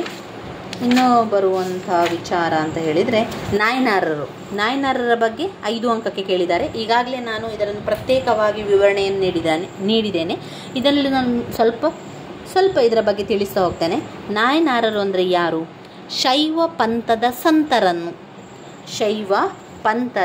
ಸಂತರನ್ನು ನಾಯನಾರರು ಎಂದು ಕರೆಯುತ್ತಾರೆ. ಶೈವ ಪಂಥವನ್ನು ಬಲಪಡಿಸಲು ಪ್ರಯತ್ನಿಸಿದ 63 ಸಂತರನ್ನು ಇದರಲ್ಲಿ ಕಾಣ್ಬೋದು. ಒಟ್ಟು 63 ಸಂತರು ಶೈವ ಪಂಥದವರನ್ನೇ ನಾಯನಾರರು ಅಂತ ಕರೆಯುವಂಥದ್ದು. ಇವರು ತಮಿಳುನಾಡಿನ ವಿವಿಧ ಭಾಗಗಳಿಂದ ಬಂದ ವಿವಿಧ ಕಾಲಕ್ಕೆ ಸೇರಿದವರು. ಇವರೆಲ್ಲರೂ ಕೂಡ ತಮಿಳುನಾಡಿನಿಂದ ಬಂದವರು, ಅಲ್ಲದೆ ಸಮಾಜದ ವಿವಿಧ ಸ್ತರಗಳಲ್ಲಿ ಬಂದವರು. ಇವರೆಲ್ಲ ಕೂಡ 63 ಸಂತರು ಸೇರಿ ಶೈವ ಸಂತರು ಆಗಿದ್ದಾರೆ. ಇವರನ್ನೆಲ್ಲ ಏನು ಹೇಳ್ತಾರೆ? ನಾಯನಾರರು ಅಂತ ಹೇಳುವಂಥದ್ದು. ಶೈವ ಪಂಥವನ್ನು ಬಲಗೊಳಿಸಿ ಶಿವಭಕ್ತಿಯನ್ನು ಹರಡುವುದೇ ಇವರ ಮುಖ್ಯ ಉದ್ದೇಶ. ಇವರ ಮುಖ್ಯ ಉದ್ದೇಶ ಏನು? ಶಿವಭಕ್ತಿಯನ್ನು ಹರಡುವುದು. ಎಲ್ಲ ಕಡೆ ಶಿವಭಕ್ತಿಯನ್ನು ಹರಡುವುದೇ ಇವರ ಮುಖ್ಯ ಉದ್ದೇಶ. ಶೈವ ಪಂಥದ ಸಂಪ್ರದಾಯದಂತೆ ಶಿವನನ್ನು ಆರಾಧ್ಯ ಮಾಡುವುದು, ದೈವವಾಗಿ ಸ್ವೀಕರಿಸಿ ಅವನನ್ನು ಅಚಲ ನಂಬುಗೆಯನ್ನು ವ್ಯಕ್ತಪಡಿಸುವಂಥದ್ದು ಮತ್ತು ಶಿವ ಸಾನ್ನಿಧ್ಯವನ್ನು ಹೊಂದುವಂಥದ್ದು. ಇವರು ಭಕ್ತಿಯ ಪ್ರತಿಪಾದಕರಾಗಿದ್ದಾರೆ. ತಮಿಳು ಭಾಷೆಯನ್ನು ಮಾಧ್ಯಮವಾಗಿಸಿಕೊಂಡು ಯಾವುದೇ ಸಂತರು ಭೇದ ಭಾವವಿಲ್ಲದೆ ಎಲ್ಲರನ್ನು ಶಿಷ್ಯರಾಗಿಸಿಕೊಂಡು ಸಮಾನತೆಯನ್ನು ಎತ್ತಿ ಹಿಡಿದಿದ್ದಾರೆ. ಇವರು ಒಟ್ಟು 63 ಶೈವ ಪಂಥದವರಿದ್ದಾರೆ. ಇದರಲ್ಲಿ ರಾಜಕುಮಾರರು, ಬ್ರಾಹ್ಮಣರು, ಕೆಲವರು ಕೆಳವರ್ಗದಿಂದ ಬಂದವರು, ಸ್ತ್ರೀಯರು, ಅನೇಕ ಜನರು ಪ್ರಸಿದ್ಧ ಇದರಲ್ಲಿ ಸಮಾನವಾಗಿ ಎಲ್ಲರನ್ನು ಕೂಡ ಸ್ವೀಕರಿಸುತ್ತಾ ಇದ್ದಾರೆ. ಶೈವ ನಾಯನಾರರಲ್ಲಿ ಅತ್ಯಂತ ಪ್ರಸಿದ್ಧರಾದವರು ಅಂದರೆ ತಿರುವನಕ್ಕ ಅರಸರು ತುಂಬ ಪ್ರಸಿದ್ಧವಾದಂತಹ ಅರಸ. ಆರಂಭದ ದಿನಗಳಲ್ಲಿ ಶಿವ ಸಾಕ್ಷಾತ್ಕಾರವನ್ನು ಹೊಂದಿದ ತಿರುಜ್ಞಾನ ನಂಬಿದ ನಂತರ ಶಿವನ ಮಹಾಭಕ್ತನಾಗಿ ಪರಿವರ್ತನಾದವನು. ಈ ರೀತಿಯಾಗಿ ಶಿವಭಕ್ತಿಯನ್ನು ಎಲ್ಲ ಕಡೆ ಹರಡುವಂಥದ್ದು. ಮುಖ್ಯವಾಗಿ ಇದರಲ್ಲಿ ಬರುವಂತಹ ವಿಚಾರ ಅಸಾಧಾರಣ ಶಕ್ತಿಯನ್ನು, ಪವಾಡಗಳನ್ನು ಮಾಡುವ ಶಕ್ತಿಯನ್ನು ನೀಡಲಾಗಿದೆ. ಇದರ ಬಗ್ಗೆ ವಿಚಾರದ ಬಗ್ಗೆ ಶೈವ ಪಂಥದ ಸಂತರಿಗೆ ಅಸಾಧಾರಣ ಶಕ್ತಿ, ಪವಾಡವನ್ನು ಮಾಡುವ ಶಕ್ತಿ ಇದೆ ಅಂತ ಹೇಳ್ತಾರೆ. ಅದೇನೇ ಇದ್ದರೂ ಶೈವ ನಾಯನಾರರು ಜನಸಾಮಾನ್ಯರಲ್ಲಿ ಶಿವಭಕ್ತಿಯನ್ನು ಪ್ರಚಾರ ಮಾಡಿದ್ದು ವಂದನೀಯವಾದ ಅಂಶ. ಅವರು ಜೈನ ಧರ್ಮ, ಬೌದ್ಧ ಧರ್ಮಗಳ ಪ್ರಭಾವವನ್ನು ಅಳಿಯುವಂತೆ ಮಾಡಲಿಕ್ಕೆ ಯಶಸ್ವಿಯಾದವರೇ ಶೈವ ಪಂಥದ ನಾಯನಾರರುಗಳು. ಇದು 5 ಅಂಕಕ್ಕೆ ಏನು ವಿಚಾರ ಎನ್ನುವಂಥದ್ದು ನಿಮಗೆ ಗೊತ್ತಿದ್ದರೆ ನಂತರ ನೀವು ಬರಿತಾ ಹೋಗ್ಬೋದು. ಮತ್ತೆ ಬಂದಿರುವಂಥ ಮುಖ್ಯವಾದ ಪ್ರಶ್ನೆ ಶಂಕರಾಚಾರ್ಯರ ಬಗ್ಗೆ. ಶಂಕರಾಚಾರ್ಯರ ಬಗ್ಗೆ ಕೂಡ ನಾನು ವಿಡಿಯೋ ಮಾಡಿದ್ದೇನೆ, ನೋಡಿ, ಪ್ಲೇ ಲಿಸ್ಟಲ್ಲಿದೆ. ಶಂಕರಾಚಾರ್ಯರು, ಅದಾದ ನಂತರ ರಾಮಾನುಜಾಚಾರ್ಯರ ಬಗ್ಗೆ ಓದ್ಕೊಳ್ಳಿ, ಮಧ್ವಾಚಾರ್ಯರು. ಒಮ್ಮೆ ಅದರೊಳಗೆ ಏನು ವಿಚಾರ ಇದೆ ಎನ್ನುವಂಥದ್ದನ್ನು ಓದ್ತಾ ಹೋಗಿ, ಅಷ್ಟೇ ಮಾಡಿ ನಂತರ ಬರಿತಾ ಹೋಗ್ಬೋದು. ಬಸವಣ್ಣನವರ ಬಗ್ಗೆ ಕೂಡ ಪ್ರತ್ಯೇಕವಾದ ಒಂದು ವಿಡಿಯೋ ಇದೆ. ಬಸವೇಶ್ವರರ ಬಗ್ಗೆ ಇದರಲ್ಲಿ ಅವರು ಅನುಭವ ಮಂಟಪವನ್ನು ಹಾಕಿರುವಂಥದ್ದು, ಆಮೇಲೆ ಬಸವಣ್ಣನವರು ಏನು ಹೇಳಿದ್ದಾರೆ ಅದನ್ನೆಲ್ಲ ನಾವು ಬರಿಬೇಕು. ಕಳಬೇಡ, ಕೊಲಬೇಡ, ಹುಸಿಯ ನುಡಿಯಲು ಬೇಡ, ಅನ್ಯರಿಗೆ ಅಸಹ್ಯ ಬಡಬೇಡ, ಇದೇ ಅಂತರಂಗ ಶುದ್ಧಿ, ಬಹಿರಂಗ ಶುದ್ಧಿ, ಇದನ್ನೆಲ್ಲ ಪಾಯಿಂಟ್ಸ್ ರೀತಿಯಲ್ಲಿ ಹಾಕಬೇಕು. ಬಸವಣ್ಣನವರು ಶಿವ ಆರಾಧನೆ ಮಾಡ್ತಾ ಇದ್ರು. ಶಿವನನ್ನು ಒಲಿಸಬೇಕಾದ್ರೆ, ನಿಜವಾದ ಭಕ್ತಿ ಬರಬೇಕಾದ್ರೆ ನಾವು ಕಾಯಕವನ್ನು ಮಾಡಬೇಕು. ನಾವು ಕಾಯಕವೇ ನಮ್ಮ ಕೈಲಾಸ. ಕಾಯಕವನ್ನು ಮಾಡುವುದರ ಮೂಲಕ ಶಿವನ್ ನಮಗೆ ಒಲಿತಾನೆ ಎಂದು ಹೇಳುವಂಥದ್ದು. ಅನುಭವ ಮಂಟಪವನ್ನು ಮಾಡ್ತಾರೆ. ಈ ಅನುಭವ ಮಂಟಪದಲ್ಲಿ ಬಸವಣ್ಣನವರು ಸಮವಯಸ್ಕರ ವೇದಿಕೆಯನ್ನು ಮಾಡಿ ಎಲ್ಲ ಜನರನ್ನು ಬರಲಿಕ್ಕೆ ಹೇಳಿ ಧರ್ಮದ ಪ್ರಚಾರವನ್ನು ಮಾಡುವಂಥದ್ದೇ ಇವರ ಮುಖ್ಯ ಉದ್ದೇಶ ಆಗಿತ್ತು. ಇವರು ಸಾಮಾಜಿಕ ಸುಧಾರಣೆಗಳನ್ನೆಲ್ಲ ಮಾಡ್ತಾ ಹೋದರು. ಮೂರ್ತಿ ಪೂಜೆಯನ್ನು ಖಂಡಿಸಿದರು. ಶ್ರದ್ಧೆಯಿಂದ ದೇವರನ್ನು ಆರಾಧಿಸಬೇಕು ಅಂತ ಹೇಳಿದರು. ಹಾಗೆ ಶಕ್ತಿ ವಿಶಿಷ್ಟ ದ್ವೈತವನ್ನು ಅವರ ಒಂದು ಸಿದ್ಧಾಂತವಾಯಿತು. ಶಕ್ತಿ ವಿಶಿಷ್ಟ ದ್ವೈತ ಎನ್ನುವಂಥದ್ದು. ಮೂರ್ತಿ ಪೂಜೆಯನ್ನು ಖಂಡಿಸಿದರು. ಆಮೇಲೆ ಮೋಕ್ಷ ಸಾಧನೆಗೆ ನಾವು ಕೆಲಸವನ್ನು ಮಾಡಬೇಕು, ನಮ್ಮ ಕೆಲಸದಲ್ಲಿ ಪ್ರಾಮಾಣಿಕತೆ ಇರಬೇಕು ಅಂತ ಸಾರಿದ್ರು. ಕಳಬೇಡ, ಕೊಲಬೇಡ, ಹುಸಿಯ ನುಡಿಯಬೇಡ, ಮುನಿಯಬೇಡ, ಅನ್ಯರಿಗೆ ಅಸಹ್ಯ ಪಡಬೇಡ. ಇದನ್ನೆಲ್ಲ ಪಾಯಿಂಟ್ಸಲ್ಲಿ ಹಾಕಿ.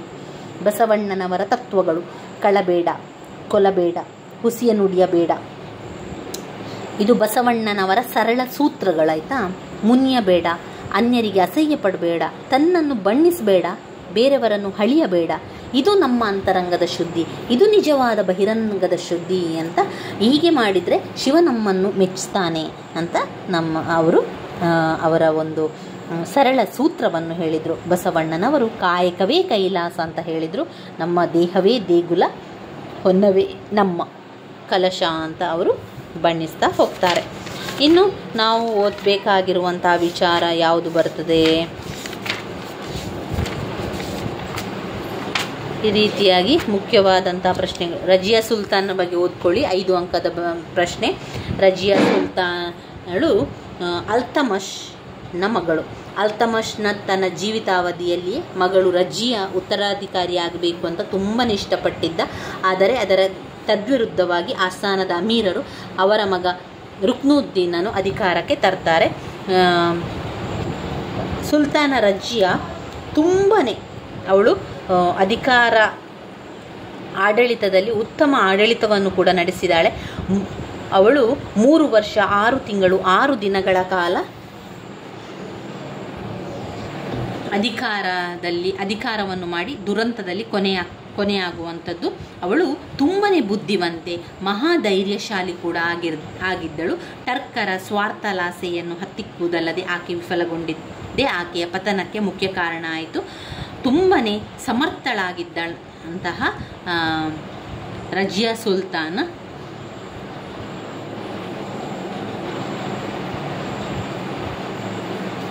ಇದನ್ನೆಲ್ಲ ಬರಿತಾ ಹೋಗಿ.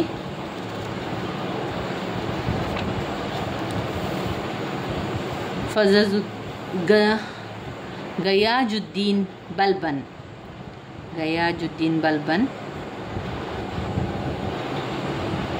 ಅವನ ಮುಖ್ಯ ವಿಚಾರ ಅಂತ ಹೇಳಿದರೆ ರಾಜ್ಯತ್ವದ ಪ್ರತಿಷ್ಠೆ ಪ್ರಭಾವವನ್ನು ಹೆಚ್ಚಿಸುವುದು, ದಕ್ಷ ಆಡಳಿತವನ್ನು ಜಾರಿ ಮಾಡುವುದು, ಮಂಗೋಲರ ದಾಳಿಯನ್ನು ತಡೆಗಟ್ಟುವಂಥದ್ದು. ಇನ್ನು ಬರುವಂತಹ ರಾಜರ ಒಂದು ಅಲ್ಲಾವುದ್ದೀನ್ ಖಿಲ್ಜಿಯ ಸುಧಾರಣೆಗಳನ್ನು ಓದ್ಕೊಳ್ಳಿ.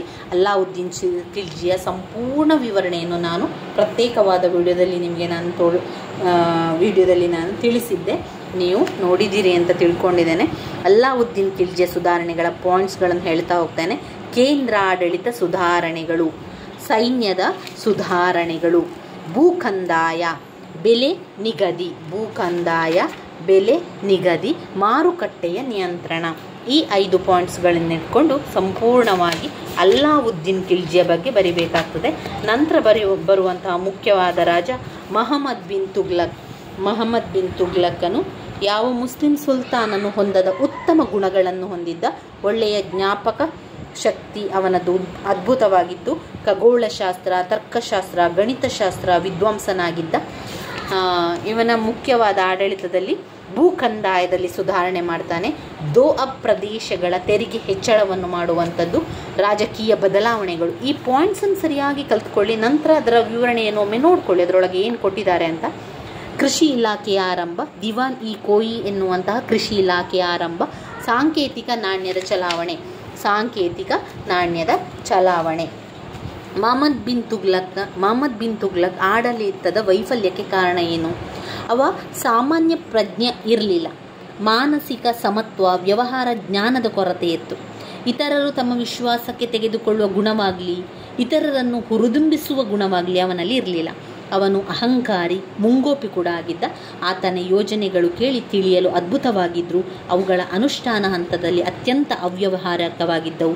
ಮುಂದಾಲೋಚನೆಯ ಕೊರತೆ, ಅನೇಕ ಪ್ರಯೋಗಗಳು, ಉದಾಹರಣೆ ಸಾಂಕೇತಿಕ ನಾಣ್ಯ, ಕಂದಾಯದ ದರ ಹೆಚ್ಚಳ, ರಾಜಧಾನಿ ಬದಲಾವಣೆ ಎಲ್ಲ ಕೂಡ ವಿಫಲ ಆಯಿತು. ಇದುವೇ ಮಹಮ್ಮದ್ ಬಿನ್ ತುಘಲಕ್ ಆಡಳಿತದ ವೈಫಲ್ಯಕ್ಕೆ ಕಾರಣಗಳು. ಇನ್ನು ಬರುವಂಥದ್ದು ಫಿರೋಜ್ ಶಾ ತುಘಲಕ್ನ ಆಡಳಿತ.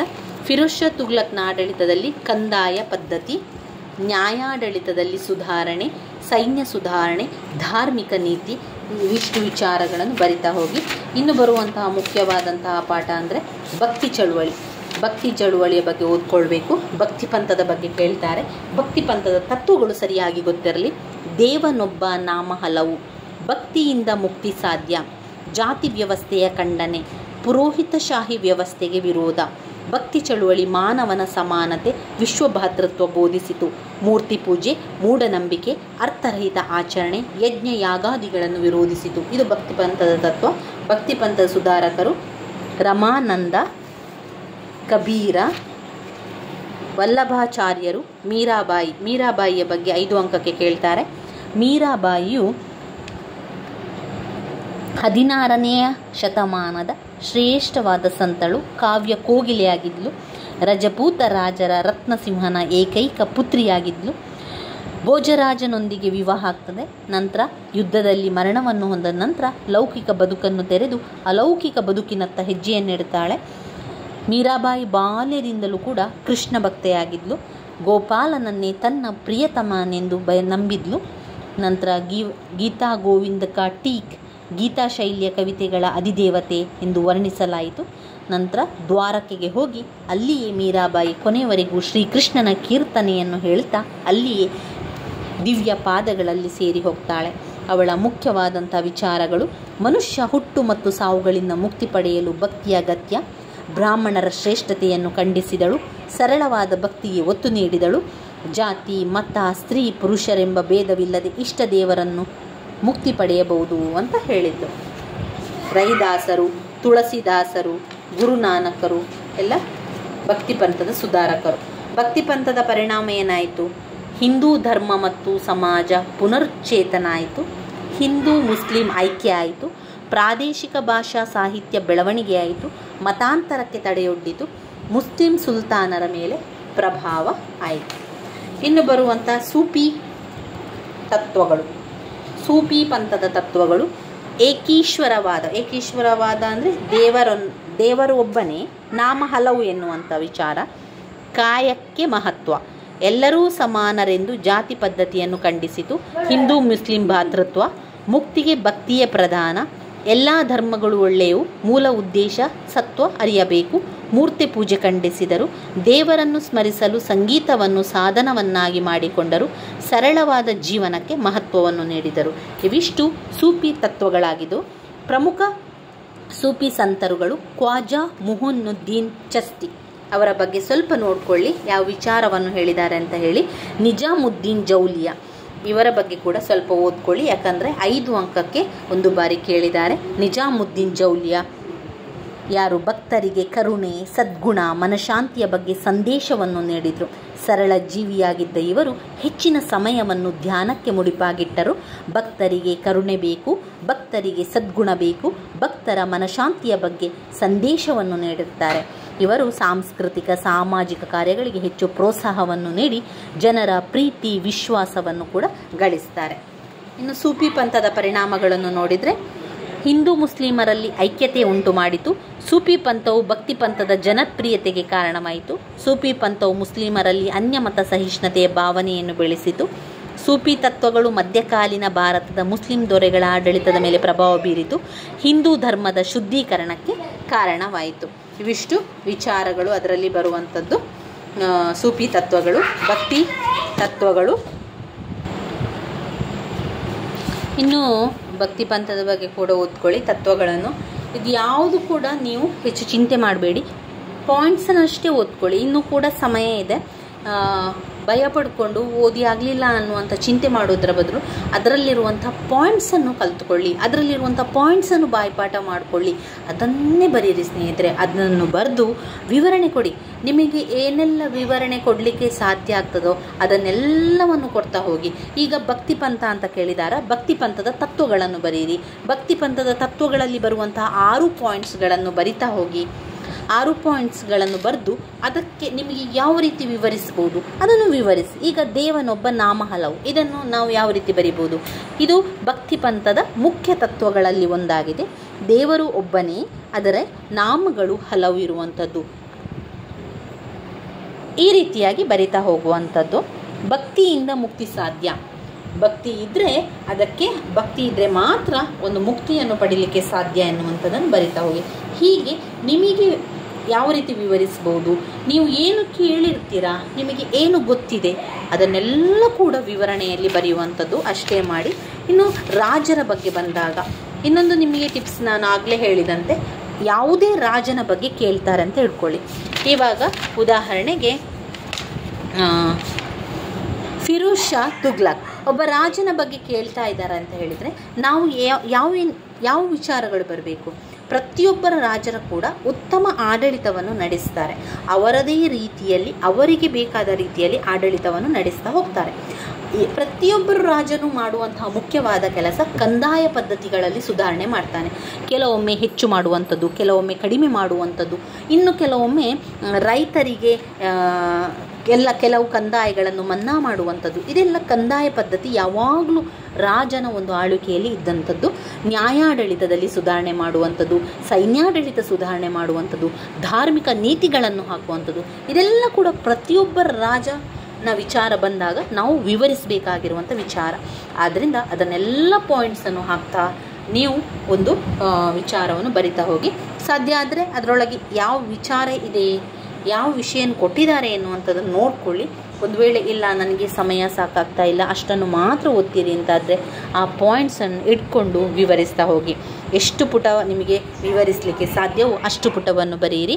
10 ಅಂಕಕ್ಕೆ 3ರಿಂದ 4 ಪುಟ, 15 ಅಂಕಕ್ಕೆ 4ರಿಂದ 5 ಪುಟದಷ್ಟು ನೀವು ಪಾಯಿಂಟ್ಸ್ ಇದ್ದ ರೀತಿಯಲ್ಲಿ ಅದನ್ನು ವಿವರಿಸ್ತಾ ಹೋಗಿ. ಸ್ನೇಹಿತರೆ, ನನ್ನ ವೀಡಿಯೋಸ್ ಎಲ್ಲ ನಿಮಗೆ ಇಷ್ಟ ಆಗಿದ್ದರೆ ಲೈಕ್ ಕೊಡಿ, ಶೇರ್ ಮಾಡಿ, ಸಬ್ಸ್ಕ್ರೈಬ್ ಮಾಡಲಿಕ್ಕೆ ಮರಿಬೇಡಿ ಸ್ನೇಹಿತರೆ. ಧನ್ಯವಾದಗಳು. ಯಾವುದೇ ಚಿಂತೆ ಇಲ್ಲದೆ ಪರೀಕ್ಷೆಯನ್ನು ಚೆನ್ನಾಗಿ ಮಾಡಿ. ಧನ್ಯವಾದಗಳು.